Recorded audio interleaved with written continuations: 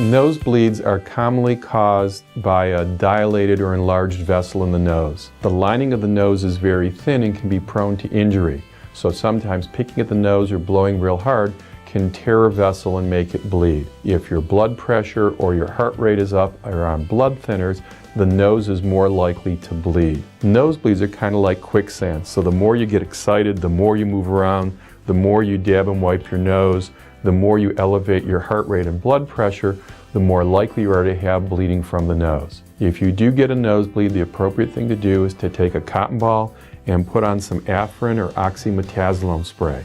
I then have you place that in the nose and pinch and hold it. Do that for about 10 minutes and many times you can get the nosebleed to stop. If you can't get a nosebleed stopped at home and I'm in the office, I'd be glad to see you in the office. If I'm not in the office, the best place to go is to the emergency room where there are physicians that can help you stop the nosebleed. In the office for people who are having repeat nosebleeds or active nosebleeds, typically medicines are placed in the nose to help cause the vessels to shrink down, as well as medicines to help locally anesthetize the nose. Once this is done, the vessels are often cauterized with silver nitrate, a chemical cautery. In patients who have larger or bigger vessels, electrocautery is often used to help seal the vessels. We do see nosebleeds in young children, and they're very cooperative sitting on parents' lap, and we can often perform chemical cautery and seal the vessels here. However, if we have a child that's too young or too frightful, then those patients are taken to the operating room where the vessels can be